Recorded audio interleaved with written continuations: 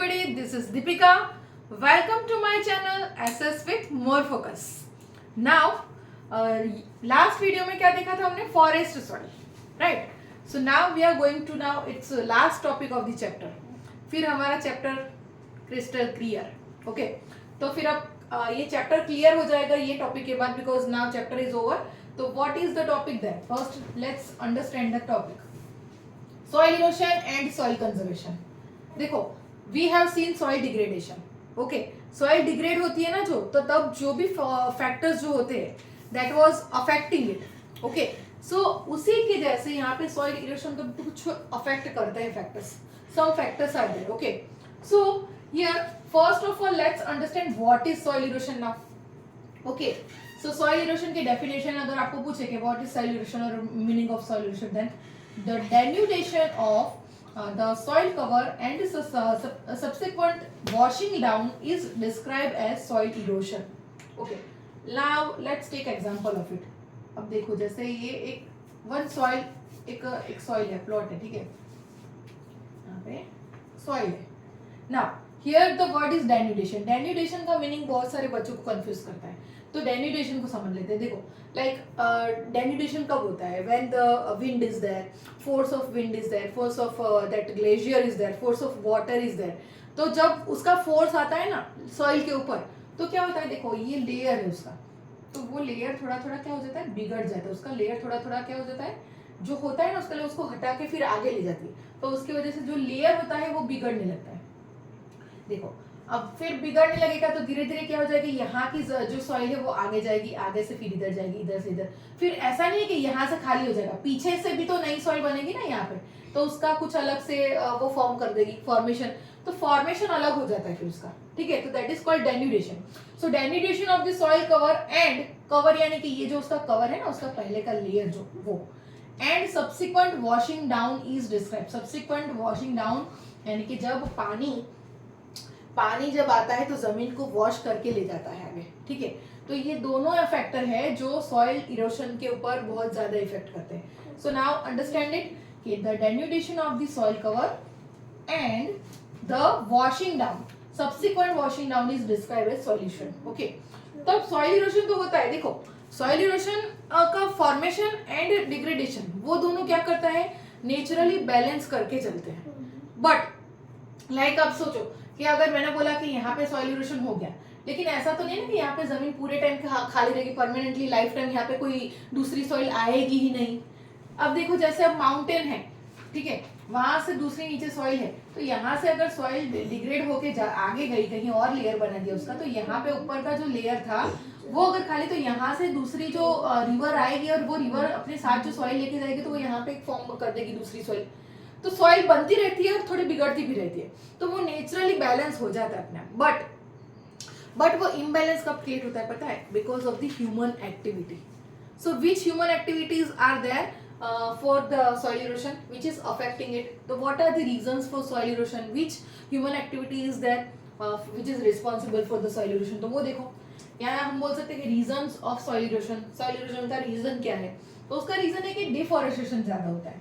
अगर देखो अब यहाँ पे ट्री है, okay, tree is there, when we will cut it तो वो ट्री चला गया, बट उसका जो रूट है जिसको ये ट्री ने पकड़ के रखा था, तो वो तो लूज हो जाएगा ना फिर धीरे धीरे करके, क्योंकि जो सॉइल पकड़ के रखती है ट्री को, तो वो अब छूट गया, उससे बैलेंस छूट गया ना.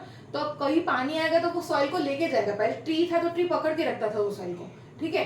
सो डिफॉरेस्टेशन की वजह से होता है overgrazing. Sometimes we are just taking our cattles, means we are not there but farmers और जो भी जिसके पास कैटल्स है उनकी बात करें, तो कैटल्स लेके जाते तो कभी कभी वो ओवरग्रेजिंग कर देते, तो उसकी वजह से क्या होता है? सॉइल का जो लेयर होता है वो लूज हो जाता है, और लूज लेयर ही हमेशा विंड के साथ चला जाता है, तो वहां पे डिग्रेडेशन हो जाता है, ठीक है. Then construction and mining work. तो कंस्ट्रक्शन और माइनिंग वर्क की वजह से भी हमने देखा था डिग्रेडेशन की जितने भी जो डेप्लीशन की वजह से जो भी फैक्टर्स हो वहां पे काम आ रहे थे ना, वही यहाँ पे भी यूज हो रहे हैं. तो इरोशन और डिग्रेडेशन, डेप्लीशन दोनों के लिए जो भी फैक्टर है मोस्टली कॉमन रहेंगे, आप देख लेना. Then next is defective farming method. अब कभी कभी क्या होता है ना, sometimes we are the farmers are using the chemicals, pesticides. Okay, कुछ ऐसा भी आज की मॉडर्न फार्मिंग मेथड है, उसके अंदर क्या होता है? अब केमिकल्स यूज करते हैं, तो केमिकल्स की वजह से जो सॉइल की फर्टिलिटी है वो कम हो जाती है। सॉइल की फर्टिलिटी कम हो जाएगी तो क्या हो जाएगा, सॉइल डिग्रेड होने स्टार्ट हो जाएगी, ठीक है। तो डिफेक्टिव फार्मिंग मेथड भी कभी कभी उसके ऊपर इफेक्ट करती है। नाउ अब these one are the human activities which is affecting the soil erosion, but naturally भी क्या होता है, natural forces like wind, glaciers and water. बताया ना मैंने कि ग्लेशियर अगर बर्फ गिर गया, अगर यहाँ से एक माउंटेन है, ठीक है, माउंटेन है, तो माउंटेन के ऊपर से जब बर्फ गिरेगी नीचे तो वो भी अपने साथ, देखो बर्फ गिरते हैं तो वो तो कितना सारा लेके जाती है, उसका फोर्स कितना ज्यादा होता है। So when this forcefully come down तो उसके साथ सॉइल भी नीचे आएगी और वो सॉइल इरोड करके जाएगी, उसके साथ घिस के जाएगी ना, ठीक है। तो glacier is there, wind is there and water is there. ये सारे जब फोर्सफुली, जब फ्लड आता है, व्हेन फ्लड इज देयर, तो फ्लड अपने साथ पानी के साथ क्या क्या लेके जाता है, सिल्ट और जो सॉइल का कवर होता है वो लेके जाता है अपने साथ। तो वो आगे जाती है, देखो रिवर फिर सी में जाती है। तो सी के अंदर आप देखना, सी और कोस्टल एरिया के पास जो सॉइल होती है ना वो ज्यादा फर्टाइल होती है। बाय बिकॉज माउंटेनियस के पास से जब वो बहती है तो उसके अंदर से जो सिल्ट होता है और जो फर्टिलिटी होती है वो आगे बढ़ते बढ़ते फिर सी के पास कलेक्ट होती है सारी, ठीक है। और यहाँ पे क्या हो जाता है, फिर यहाँ पे डिग्रेडेशन हो जाता है।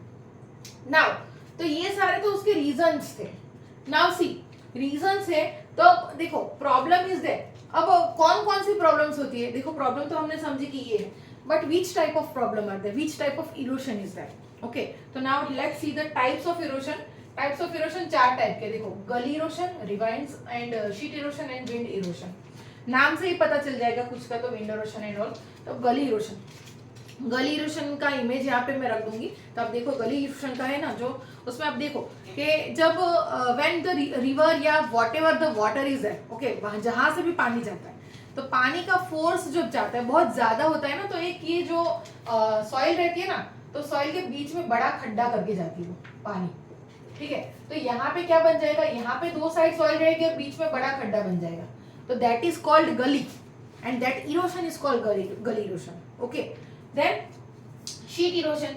अब शीट इरोशन क्या होता है, शीट इरोशन जैसे ग्राउंड है, ठीक है, ग्राउंड के अंदर देखो जैसे कहीं पे पानी इधर से चला गया, पानी इधर से चला गया, कहीं पानी इधर से चला, देखो उसको जहां से जगह मिल जाएगी वहां से निकल जाएगा पानी, तो जहां से पानी निकलेगा वहां से पानी फिर निकलता ही जाएगा, वहां से जगह ले लेगा। दूसरी सॉइल वो अपने आप एज इट इज रही, लेकिन जहां से पानी निकलेगा वहां पे इरोशन हो जाएगा, इरोशन होना स्टार्ट हो जाएगा।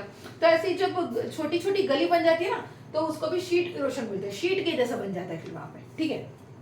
रिवाइंस, रिवाइंस कहाँ पे ज्यादातर देखने को मिलता है, रिवाइंस हम लोग देखें तो रिवाइंस इज वी कैन सी, और ये जो रिवाइंस है ना ये अपने चंबल एरिया में देखने को मिलते हैं, बिकॉज बैड कल्टीवेट। अब जो चंबल एरिया होता है ना वहाँ पे कल्टीवेशन के लिए जो सॉइल होती है ना वो इतनी अवेलेबल नहीं होती है, because when the land convert in bad land and which is not useful for agriculture. Okay, so that there we can see that ravines is there. ravines कैसे होती है, देखो थोड़ा ऐसे एरिया होता है जहाँ पे थोड़े पहाड़ जैसे छोटे छोटे पहाड़ होते हैं, तो वहां से क्या हो जाता है, ऐसे पानी निकल जाता है बहुत सारा, तो वहां पे फिर वो क्या करती है, इरोशन करके चली जाती है नीचे। ओके, देन विंड इरोशन, नाम से पता चल रहा है विंड के कारण जो इरोट होता है, which soil is eroded due to wind, ठीक है।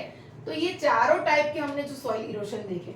नाउ पहले भी हमने देखा था कि जो भी डेप्लीशन होता था तो उसका सॉल्यूशन भी रहता था, प्रॉब्लम है तो सॉल्यूशन भी है। अब सॉल्यूशन के लिए हमें काम करना पड़ेगा तब जाके सॉल्व करोगे, ठीक है। तो now when soil erosion is there, तो उसका सॉल्यूशन है सॉइल कंजर्वेशन, क्योंकि उसको कंजर्व करना जरूरी है। तो सॉइल कंजर्वेशन कैसे करेंगे, देखो सॉइल कंजर्वेशन में भी हम चार टाइप के कंजर्वेशन देखेंगे। फर्स्ट है कॉन्टर प्लोइंग। अब कॉन्टर प्लोइंग क्या होता है, देखो कॉन्टर प्लोइंग क्या है पता है, अब यहाँ पे देखो कॉन्टर फ्लोइंग का एग्जांपल ले हम लोग, तो देखो एक माउंटेन है जहाँ पे भी कोई कॉन्टर फ्लोइंग जहाँ पे भी होता है, हिमालयाज के साइड में ज्यादा होता है, तो अब देखो ऐसे कॉन्टर फ्लो करके आप ऐसे जब यहाँ पे ऐसे गैप रख रख के जब आप कल्टीवेशन कर देते हो ना, वहां पे क्रॉप ग्रो करते हो, तो क्या होता है ना, जैसे यहाँ से पानी आया, अब पानी आएगा तो यहाँ पे बीच में उसको इतनी इजिली जगह नहीं मिलेगी, तो व्हाट हैपन, इरोशन जल्दी नहीं हो पाएगा वहां पे, ये कॉन्टर फ्लोइंग की वजह से। ओके, यहाँ पे क्रॉप ग्रो हो चुके हैं, तो अब वो बड़े होंगे, इतने छोटे होंगे नहीं, कहीं पे छोटे होंगे कहीं पे बड़े, लेकिन फिर भी वो एक हेल्प करेंगे सॉइल को ताकि वो इरोशन ना हो जाए वहां पे, ठीक है। तो ये एक अप्लाई कर सकते हैं। दूसरा है, अब देखो क्वांटम टनलिंग में हम लोग ये भी कर सकते हैं कि जैसे गली इरोशन जो हुआ ना, तो गली इरोशन में जो गलीज बन गए ना, वहां पे हम बीच बीच में स्टोन रख सकते हैं, पत्थर रख के उस गलीज को कवर कर सकते हैं, ये भी एक सॉल्यूशन हो सकता है। फिर ये जो हमने देखो, ये आपकी बुक में नहीं बताया लेकिन मैं एक्स्ट्रा बता रही हूँ, डिफेक्टिव फार्मिंग है ना, अब यहाँ पे ये सारे हैं, आप उसमें ये भी लिख सकते हो कंजर्वेशन के लिए कि we can do afforestation, over grazing को मैनेज कर सकते हैं। देन कंस्ट्रक्शन और माइनिंग वर्क को भी हम अगर कम, जितना अवेलेबल, जितना हमें चाहिए उतना ही माइनिंग करें, जहाँ पे जरूरत है तो उतना अगर हम करेंगे तो कंजर्वेशन हो जाएगा अच्छी तरह से वहां पे भी। और ये डिफेक्टिव फार्मिंग मेथड में क्या कर सकते हैं, केमिकल्स का यूज कर ना करके फिर हम एक जो नेचुरल मेथड है उसको यूज करके हम कर सकते हैं, ताकि फर्टिलिटी भी सॉइल की बनी रहे और डिग्रेडेशन भी ना हो। ठीक है, तो ये तो हो गया। अब यहाँ पे टाइप्स ऑफ जो कंजर्वेशन बताया उसमें क्वांटम टनलिंग मैंने बता दिया। अब देखो टेरेस फार्मिंग, टेरेस फार्मिंग है, देखो टेरेस फार्मिंग क्या कर सकते हैं, यहाँ पे हम टेरेस बना सकते हैं। देखो अब यहाँ पे क्या हो जाएगा, ऐसे टेरेस बना के जब फार्मिंग होगी तो क्या हो जाएगा, यहाँ पे हम फार्मिंग कर सकते हैं, यहाँ पे क्रॉप्स ग्रो कर सकते हैं, बीच में ये जगह आ गई, फिर वापस ग्रोइंग, फिर वापस थोड़ी जगह, फिर ग्रोइंग। तो ऐसे क्या होगा, जब माउंटेन से या फिर जहां से भी अपर साइड से when the water will flow there, तो वहां पे उसको इतनी इजीली जगह नहीं मिलेगी, और पानी जाएगा तो क्रॉप को मिल जाएगा फिर पानी, तो क्या है, क्रॉप के लिए यूजफुल हो जाएगा और वहां पे इरोशन भी कम होगा। ठीक है, तो this is called terrace farming. Strip farming की बात करें तो स्ट्रिप फार्मिंग क्या है, देखो स्ट्रिप फार्मिंग में, स्ट्रिप फार्मिंग लाइक एक फार्म है, ठीक है, अब फार्म है उसमें क्या कर सकते हैं, स्ट्रिप बना सकते हैं, लाइक अलग अलग स्ट्रिप से एक क्रॉप इधर ग्रो कर दिया, एक क्रॉप इधर ग्रो कर दिया, अलग अलग टाइप के 3-4 क्रॉप आप ग्रो कर सकते हो। ठीक है, here also the crop is there in here, ऐसे अलग अलग टाइप के ग्रो होंगे ना क्रॉप, तो कोई छोटा क्रॉप रहेगा, कोई बड़ा सा क्रॉप होगा, कोई मीडियम साइज का, जो भी मतलब क्रॉप अलग अलग टाइप के होंगे। तो अब यहाँ से पानी इरोश होके आएगा, तो यहाँ पे पानी क्या चला गया, अंदर क्रॉप को भी मिल जाएगा और जो सॉइल है वो इरोश नहीं होगी। फिर जो विंड होती है ना, वो विंड इरोड करके जाती है जो, तो अब जैसे विंड आएगी भी तो ये क्रॉप्स उसको रोक लेंगे, हवा को रोक लेंगे। ठीक है, तो यहाँ पे सॉइल को प्रॉब्लम नहीं होगी, क्योंकि उसकी जगह पे क्या होगी, वहां पे क्रॉप ग्रो होंगे, तो क्रॉप उस सॉइल को इरोड करने से बचा लेंगे। ठीक है, दूसरा क्या होगा, शेल्टर बेल्ट्स। शेल्टर बेल्ट में हम क्या कर सकते हैं, देखो जैसे कि अब ये क्रॉप ग्रो किया हमने, ठीक है, यहाँ पे क्रॉप ग्रो किया है, तो अब यहाँ पे जितने भी क्रॉप ग्रो हुए हैं उसके आसपास हम लोग ट्री ग्रो कर देंगे। अब देखो आप सोचोगे कि ट्री ग्रो करना कोई एक दिन का काम तो है नहीं, तो ट्री ग्रो हो जाएंगे, लेकिन टाइम लगेगा। They will work as a security guard. Okay, ये लोग क्या करेंगे, सिक्योरिटी का काम करेंगे। ये जो यहाँ पे ऐसी लाइन बन जाएगी ना ट्री की, तो सारे ट्री क्या करेंगे, ट्री अगर ग्रो हो जाएंगे ना, तो विंड फ्लो होते होते फिर ट्री उसको रोक लेगा। देखो ट्री ग्रो होने में टाइम लगेगा, लेकिन जब तक वो 1-2 साल में ग्रो हो जाएगा, बाद में तो परमानेंट सॉल्यूशन आएगा ना, तो ऐसे करके हम इसका सॉल्यूशन निकाल सकते हैं।